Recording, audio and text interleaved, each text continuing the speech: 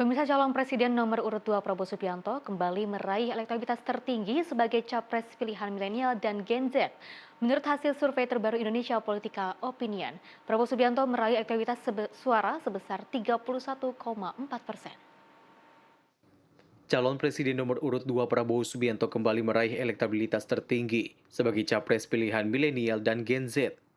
Menurut hasil survei terbaru Indonesia Political Opinion, Prabowo Subianto meraih elektabilitas suara sebesar 31,4%. Menurut Direktur Eksekutif Indonesia Political Opinion, Deddy Kurniasyah, hasil itu menunjukkan pemilih muda tak memiliki hubungan langsung dengan kandidat anak muda.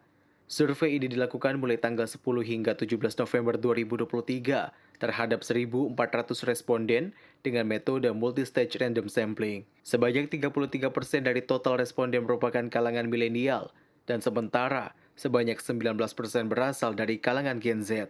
Pasangan Prabowo Gibran ini merupakan pasangan yang paling banyak diterima di kalangan milenial dan Gen Z. 31,4% kelompok muda akan memilih Prabowo Subianto. Ini jauh lebih tinggi dibandingkan yang paling populer. Yang paling populer di kelompok muda adalah Ganjar Pranowo. Kenapa angka ini tinggi?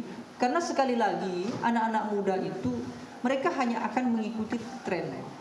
Ya ini contoh sederhananya saja lah ya.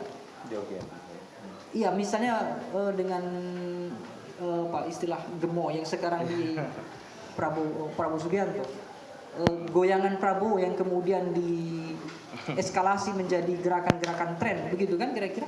Itu anak-anak muda akan menyukai itu dan berpeluang itu akan menarik mereka untuk memilih, tapi memilih dalam batasan tren. Bahwa ketika memilih Prabowo itu ya saya masuk bagian dari grupnya Prabowo yang menyenangkan, yang ceria dan segala macam. Tanpa memikirkan apakah ide dan gagasan Prabowo itu bagus atau tidak.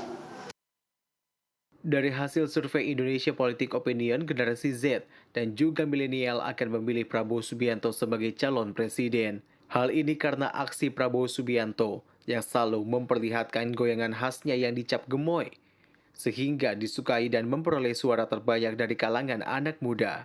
Demikian laporan Nurmalita Anwar, Erik Widiono, Garuda TV.